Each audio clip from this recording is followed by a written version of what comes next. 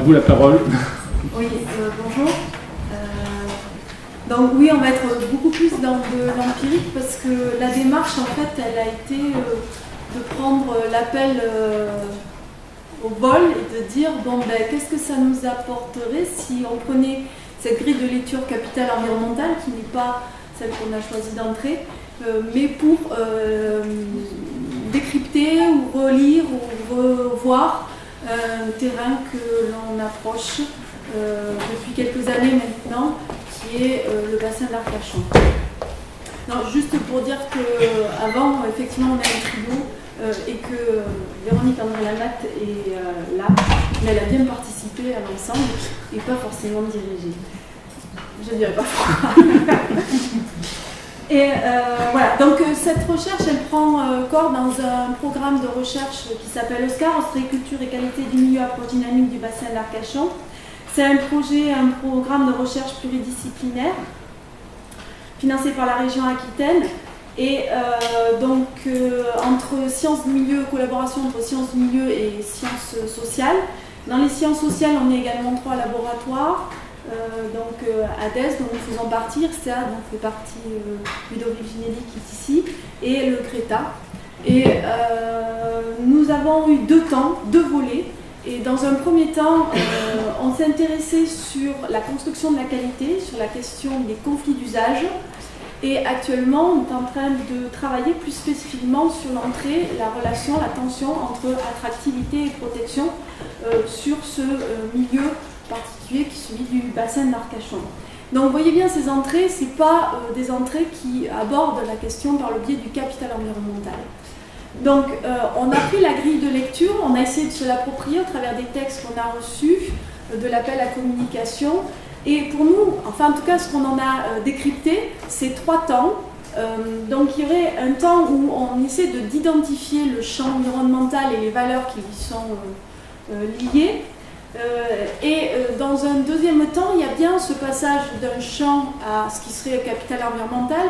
Alors j'ai relevé dans la communication précédente sur l'Afrique du Sud qu'il y avait le terme d'assemblage qui était utilisé pour parler de ce passage. Voilà. Et puis il y a le temps de la compréhension de ce que ça implique en termes de reconfiguration des jeux d'acteurs. Donc, en ce qui concerne les définitions, on reprend strictement ce qui a été donné dans la première présentation concernant le champ. C'est un micro-espace social dont le cœur est l'environnement et dans lequel différents acteurs se réfèrent à des valeurs environnementales selon leurs intérêts propres et par là se positionnent les uns par rapport aux autres. Et puis les valeurs, on reprend celles qui ont été données également dans la première communication. Donc, concernant le bassin d'Arcachon, le bassin d'Arcachon, c'est d'abord une configuration spatiale particulière, un milieu particulier, lié en fait à cette configuration de lagune ouverte sur l'océan. On y intègre dans le bassin aussi ce principal tributaire qui est la vallée de la Leyre, donc qui n'apparaît pas là vraiment sur l'image, mais qui est important. Et puis c'est comme une forme d'île de mer dans la terre. Et pour nous, finalement, on le conçoit comme une totalité. Donc si j'insiste là-dessus, c'est parce qu'on s'est posé la question de savoir si finalement, est-ce que cette configuration spatiale spécifique, ce milieu, ne pouvait pas constituer de fait un champ environnemental qui fait consensus. On parle du bassin et il y a bien cette association avec une visée, une vision environnementale. Donc, on est parti un peu de cette idée-là. Du coup, on a essayé d'explorer les différentes valeurs qui étaient proposées et de voir comment elles se déclinaient sur le bassin d'Arcachon. Donc, en ce qui concerne l'habitat, est très important sur le bassin d'Arcachon, puisque c'est un espace, le bassin est un espace qui se construit à travers différentes formes d'attractivité, dans laquelle l'habitat est très important. Pour nous, il y a 3 grands temps de l'attractivité. Il y a l'attractivité qui relève de la mise en tourisme de l'espace du milieu, depuis le 19e siècle. Et puis on a un temps de l'attractivité qui est celui de tout ce qui est la relation avec la métropole, la littoralisation, la périurbanisation, la métropolisation et l'intégration du bassin à un système métropolisé, territorial. Et puis on a cette attractivité aussi qui est beaucoup plus ponctuelle, qui est celle de la saison, avec cette arrivée de populations très importantes dans la période estivale. Donc la question de l'habitat est bien liée à cette question de l'attractivité, parce que c'est aussi comme ça que ça se traduit spatialement. Et puis l'habitat c'est très important parce qu'il y a toute l'attractivité, elle est aussi liée à cette particularité de l'habitat et qui est fondée sur la maison landaise ou arcachonnaise, avec dans un milieu forestier et si possible auprès de l'eau, mais sinon il faut qu'on ait la vue sur l'eau. Ça c'est vraiment un élément important de l'attractivité. Et finalement, l'idéal pour les résidents, qu'ils soient permanents, secondaires ou touristes, c'est ce qui est dit par une personne qu'on a vue à la thèse. Il dit une maison en bord de mer avec une rampe pour le bateau afin de pouvoir le rentrer dans la maison, avec un beau jardin derrière, une petite hectare ou deux de jardin, ça serait parfait. Voilà, c'est ça l'imaginaire du bassin, c'est ça que permet quelque part d'avoir un peu, acquérir, alors plus ou moins bien pour tout le monde n'a pas accès vraiment à l'eau, mais c'est ça qu'on cherche. Composante productive, ça c'est clair, sur le bassin, la principale image productive et qui est extrêmement importante pour l'identité et la valorisation du bassin, c'est l'ostréiculture. Mais il y a aussi la forêt. Et la forêt, c'est bien une valeur productive, parce que c'est une forêt d'abord industrielle, mais elle est aussi un cadre environnemental, et elle joue sur les deux tableaux. Et puis il y a l'agriculture. Alors l'agriculture, elle est surtout intensive, mais elle fait des efforts environnementaux, et elle prêche, enfin en tout cas, elle développe un discours très clair sur le fait qu'elle va vers une raisonnabilité certaine. Pratiques récréatives, donc là je ne vais pas m'étendre, mais le bassin est le berceau de beaucoup de pratiques récréatives qui ont différentes temporalités. Ça peut être le quotidien, les habitants utilisent le bassin à différentes finalités. C'est aussi les excursionnistes qui viennent le week-end, et puis c'est aussi les touristes qui viennent tout au long de l'année, mais très fortement en période estivale.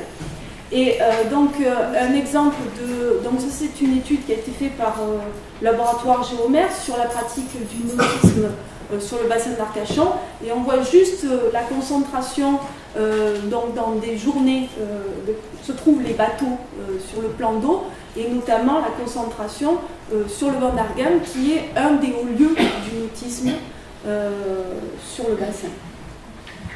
Et puis, il y a toutes les trois autres qui sont qualité environnementale, qualité écologique et qualité paysagère, qui étaient préposées comme valeur. Et on voit bien, c'est évident pour nous que le bassin s'associe ces trois qualités. La qualité paysagère, c'est sans doute une des premiers arguments qui est donné par les gens qui choisissent d'habiter sur le bassin. La qualité environnementale, c'est une qualité normée qui est produite par une production, on pourrait dire parfois une surproduction de zonages environnementaux qui se superposent. Et donc là, sur cette carte, on voit la superposition et on voit surtout les hauts lieux, les grands espaces qui caractérisent cette superposition. Et on voit ressortir ainsi le secteur banc d'Arguin, dune du Pilat, dans la partie sud, le secteur du delta de la Lève, dans la partie est, l'île aux oiseaux, au centre du plan d'eau, et le Pré-Salé au nord. Alors, comment s'opère ce passage de champ environnemental, si on peut dire que là on a donc un champ environnemental, à capital environnemental? Alors, juste pour exprimer cela, on a pris juste l'idée d'esprit bassin. Donc il y a un esprit bassin, donc je peux vous dire c'est une évidence, il y a un esprit bassin. Sauf que là, l'idée c'est que cette idée d'esprit bassin a été prise et développée par différents intérêts. Alors c'est d'abord le SIBA, le syndicat intercommunal du bassin de l'Arcachon, qu'il a développé pour parler d'une culture de destination, avec plusieurs critères, hein. C'est l'esprit de famille, la particularité du site, le réservoir de nature, le pluriel et le singulier à la fois, le familier et le surprenant. Voilà, c'est ça la culture de bassin qu'on veut faire passer derrière l'esprit du bassin. C'est parfois un créneau commercial, donc il y a une galerie d'art, il y a des agences immobilières qui parlent d'esprit de bassin, la maison, on vend la maison qui a un esprit de bassin, etc. Et puis tout dernièrement, en septembre 2015, a été lancé par une collaboration, un partenariat de tous les acteurs du bassin, en fait, d'un grand nombre d'acteurs du bassin, une marque territoriale, Bassin d'Arcachon, donc qui est promue par différents acteurs. Donc par ça, on a l'impression qu'effectivement la question de capital environnemental, elle existe pour le bassin d'Arcachon. Voilà. Et notre idée dans cette communication, c'était de le voir non seulement à travers le bassin, ce que je viens d'exprimer là, mais aussi à travers un haut lieu du bassin qui est la dune du Pilat. Je passe son micro ou il faut un micro? Vous m'entendez?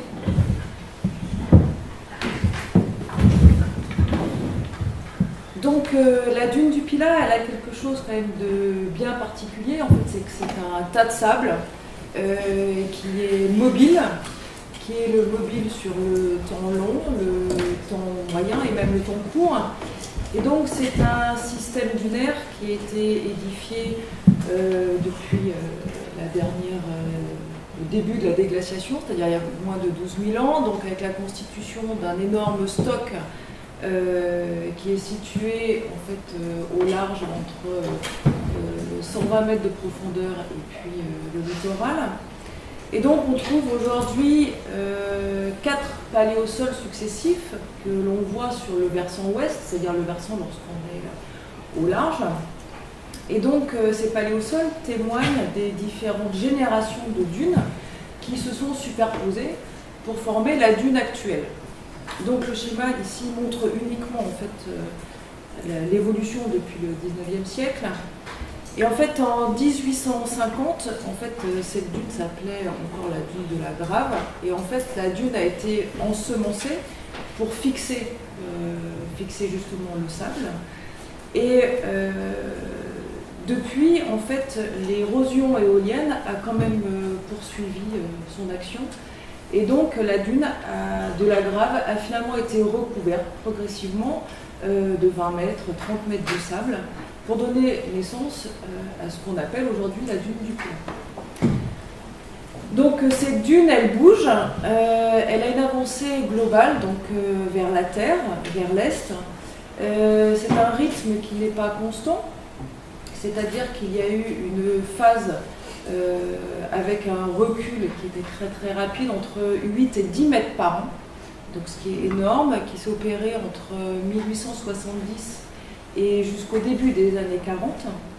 Ensuite, il y a eu une phase, on va dire, d'alcalmie, et puis une phase de reprise, peut-être même avec une intensification, depuis en fait les années 90, et donc il y a un suivi qui est mis en place, un suivi annuel qui est effectué par le BRGM.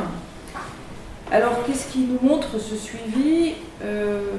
Il nous montre tout d'abord que l'édifice dunaire, dans sa partie nord et sud, c'est-à-dire les parties d'ancrage, sont relativement fixes, et que c'est finalement la partie la plus centrale qui bouge le plus.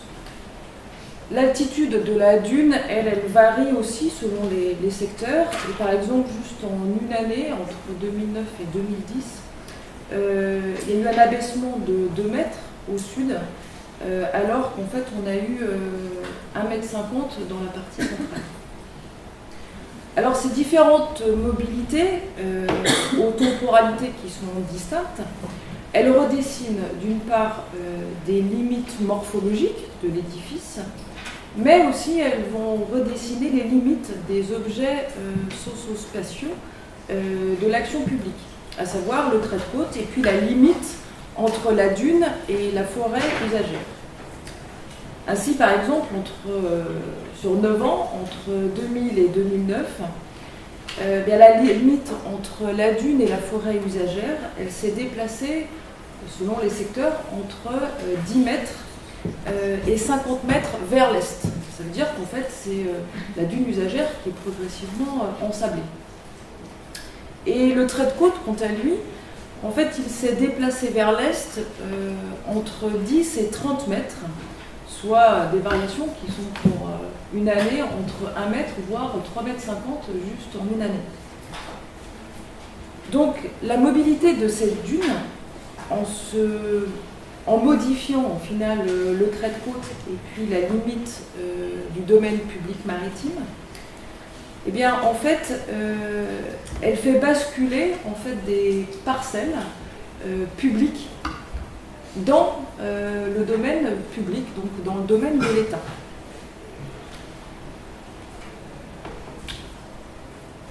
Alors du coup, elle est très particulière parce que ça veut dire que cette mobilité, à la fois, elle va poser problème dans sa mobilité, mais c'est aussi que ce tas de sable, c'est quelque chose de très particulier parce que ça offre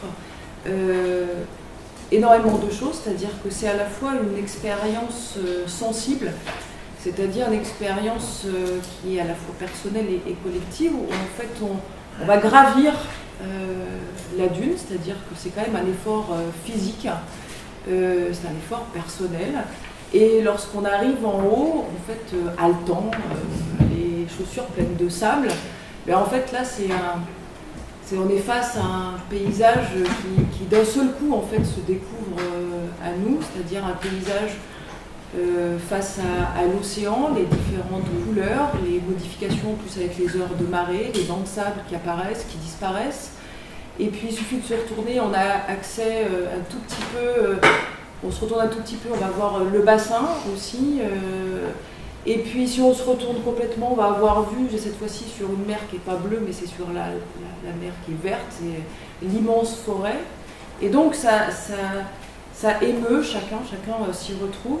Donc c'est une expérience sensible, esthétique, sensorielle.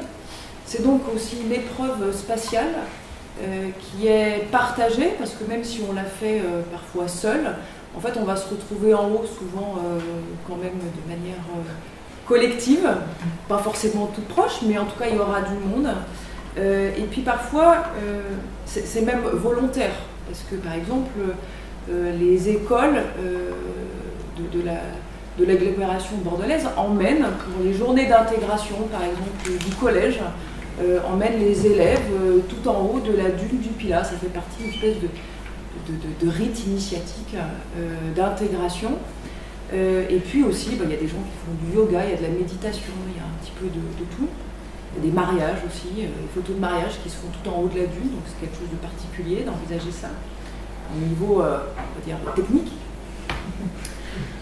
Et puis, bien évidemment, il y a un rôle économique désormais qui a été évalué, c'est-à-dire qu'il y a eu une étude en 2014,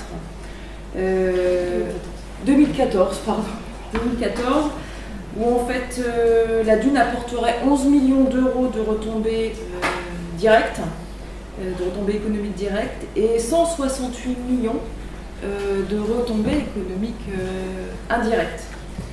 Du coup, effectivement, elle a bien un rôle économique. Alors, c'est un...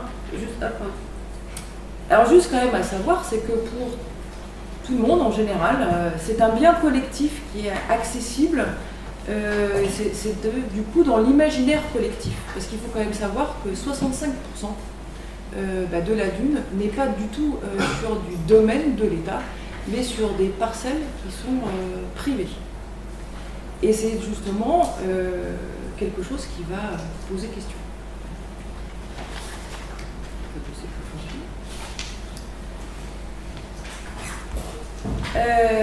Donc on est dans un consensus général aujourd'hui sur la question en fait de sa préservation en tant qu'espace public.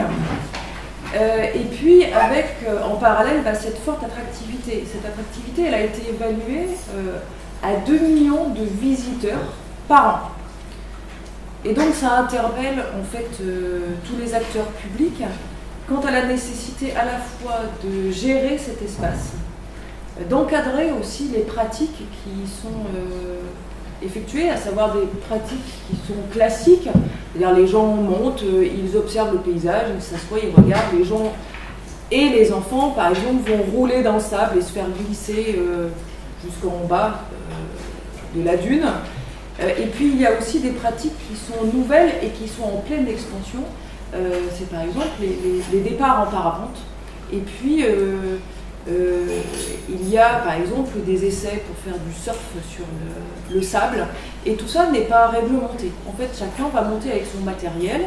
Et il y a même en fait beaucoup d'associations qui vont s'y installer, venir tous les jours de manière plus ou moins pérenne, mais sans autorisation.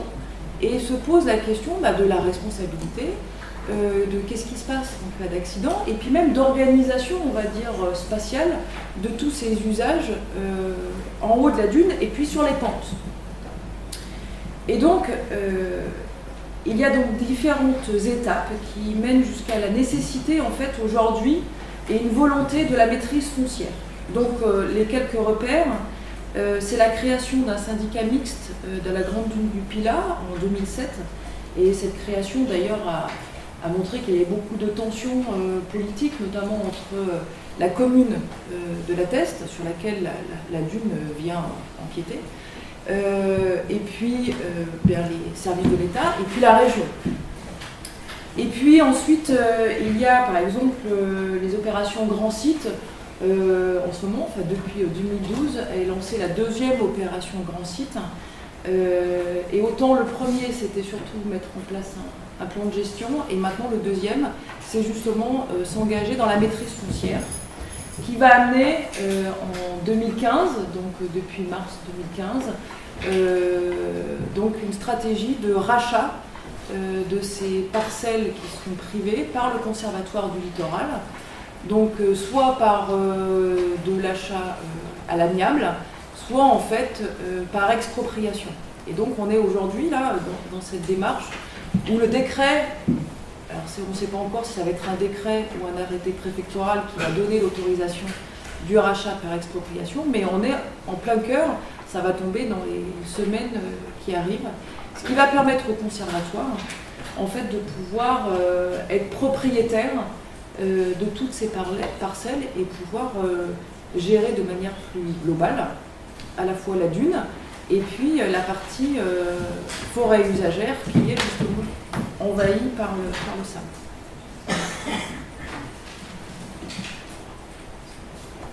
L'analyse en fait sur le temps long de l'action publique au regard de la mobilité effective ou perçue de la dune du Pilat montre en fait les différents statuts et montre aussi les différentes valeurs qui sont accordées à la dune. D'abord, elle est considérée comme un espace potentiellement productif à conquérir et elle devient un monument naturel progressivement avec une valeur qui lui est seule, c'est-à-dire une valeur intrinsèque, et qui va participer à la construction de l'identité du bassin et à en fonder aussi sa propre attractivité.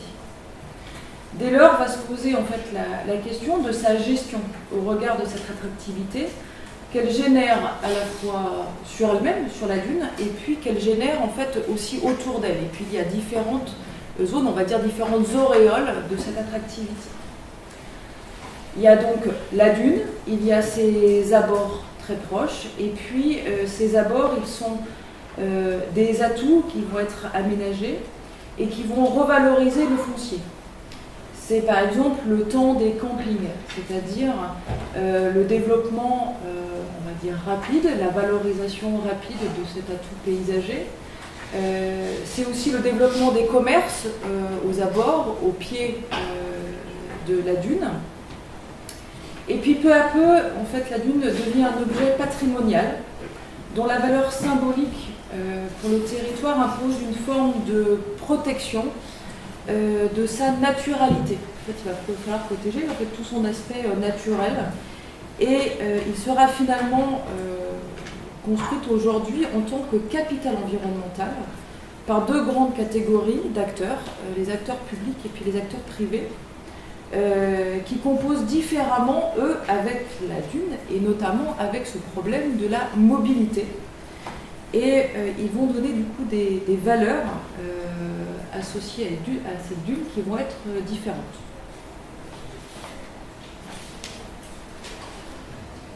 Alors la mobilité de la dune, elle produit et elle reconfigure les jeux des acteurs. Pourquoi ? Parce que par exemple, on va commencer par les acteurs privés. Leur stratégie, elle repose sur une valorisation du foncier qui s'appuie sur la valeur paysagère, la valeur aussi symbolique et puis la valeur esthétique de la dune, et aussi même d'en haut de la vue que la dune va offrir. Donc parmi eux, on va prendre l'exemple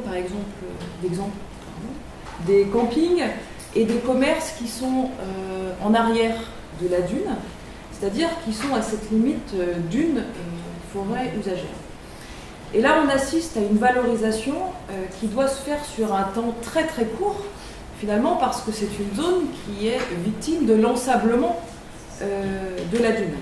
Et donc, progressivement, de la disparition du dispositif de valorisation du capital. Donc, il faut faire très vite pour pouvoir avoir des retours sur investissement pour les commerces et puis les campings. Et puis, on a un autre type d'acteurs privés qui se situe à un autre endroit, c'est-à-dire c'est les quartiers nord, et il y a un restaurant juste à la racine dans le secteur nord, restaurant 5 étoiles qui s'appelle La Corniche, qui existe depuis de nombreuses années, qui est décoré par Philippe Starck, et donc qui est quand même réservé à une population particulière. Et ici, les stratégies, en fait, elles sont différentes, parce que les stratégies, elles reposent en fait sur l'ancrage, c'est-à-dire on est là ancré au bord du fameux capital, et on veut y rester, on fait tout pour y rester, et donc on va même privatiser l'accès à ce capital, et on va même immobiliser des valeurs de l'entre-soi, c'est-à-dire que par exemple, cette fameuse corniche, c'est un lieu où il faut être vu pour une partie de la population. Il faut au moins y être allé, il faut aller boire un verre à la corniche parce que ça fait partie des hauts lieux où on doit être. Et donc, on va y cultiver en fait l'entre-soi et ça fait partie on est à côté, on est au bord et on peut même toucher la dune sans en avoir les désagréments, c'est-à-dire on n'y a pas non plus le sable dans les chaussures. Par contre, on peut juste la toucher, ça fait partie en fait d'un ensemble. Et puis, d'un autre côté, il y a les acteurs publics. Et pour eux, en fait, la mobilité de la dune va leur donner une marge de manœuvre, parce qu'ils vont jouer sur un autre temps. C'est-à-dire, les acteurs privés, ils sont sur du temps court. Alors que les acteurs publics vont être sur du temps long. Pourquoi ? Parce que cette mobilité, finalement, comme tous les grains de sable qui arrivent sur les parcelles qui sont privées, progressivement, elles font agrandir le domaine de l'État. Et donc, ça redonne du temps à l'État pour renégocier un certain nombre de choses. Et par exemple, en ce moment, il y a pour les propriétaires des commerces qui sont juste en arrière et qui sont progressivement sablés, et bien du coup, ça ouvre un nouvel espace de discussion entre justement les propriétaires et le syndicat mixte, parce que les propriétaires savent très bien que leur problème, c'est que s'ils sont ensablés, et que ça devient donc du domaine de l'État, et bien du coup ils vont changer de statut, c'est-à-dire que s'ils veulent être toujours là en tant que commerce, il va falloir qu'ils passent par exemple sous le régime de l'autorisation d'occupation temporaire, et là c'est tout autre chose, c'est-à-dire que leur pérennité est totalement, là pour le coup, remise en question. Donc ça ouvre des discussions. Et puis, par exemple, le deuxième temps long qui s'offre à l'acteur public, c'est le temps qui s'offre au Conservatoire du littoral, qui en fait, lui, n'a qu'à finalement attendre que les parcelles s'ensablent pour qu'elles tombent sur le domaine public de l'État et que lui puisse les reprendre et agrandir son secteur qu'il va pouvoir gérer et mettre en gestion justement au syndicat mixte. Donc les acteurs publics finalement sont ceux de la durabilité car ils ont le temps pour eux alors que les acteurs privés ne l'ont pas. Et donc les acteurs publics ils ont le temps dès lors qu'ils ont effectué le choix de laisser faire cette mobilité de la dune et ils ont aussi décidé de composer avec cette mobilité. Et donc du coup, les acteurs publics ont une très grande force parce que maintenant ils ont le temps pour eux, ce que n'ont pas les acteurs privés. Alors en conclusion, quels sont en fait les apports du capital environnemental pour analyser et interpréter les dynamiques socio-territoriales sur le bassin d'Arcachon, donc sur les questions qu'on s'est posées. Et donc tout d'abord, la grille d'analyse, elle impose un questionnement permanent sur ce qui construit la valeur des lieux sur le temps long. À savoir qu'on a du coup la valeur intrinsèque, la valeur symbolique, il y a aussi la valeur identitaire et patrimoniale, et puis la valeur économique. Et dans cette valeur économique, en fait, on a donc le jeu des acteurs, parce qu'on va constater qu'il y a une distinction donc très claire, comme je viens de le dire, entre ceux qui vont souhaiter valoriser le capital environnemental pour le pérenniser dans le temps long, et puis il va y avoir ceux qui vont chercher à l'exploiter pour une valorisation économique la plus immédiate sur du temps court. Aussi,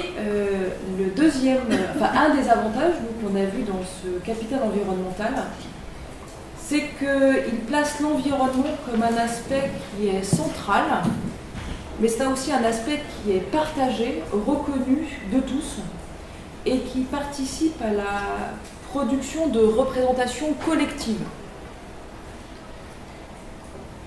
Enfin, on s'est aussi posé ensuite la question de quel était le lien entre finalement le champ environnemental et puis la notion du territoire. En fait, le champ environnemental, dans notre cas, ne reviendrait-il pas à comprendre les différentes formes d'usage et d'appropriation du territoire, en mettant l'accent sur ce qui participe de son identification en tant que territoire de qualité environnementale. Et enfin, ça nous a posé aussi comme question, c'était quels étaient les apports du capital environnemental par rapport à la ressource territoriale. Et donc on s'est dit que le capital environnemental, il avait l'avantage en fait l'avantage, en tout cas, il montrait qu'on pouvait polariser en fait les regards, que ça polarisait les regards, mais aussi les flux, les actions, et que ça participait peut-être à l'organisation et au développement d'un territoire autour justement d'un environnement particulier. J'espère que ça aura été très bon.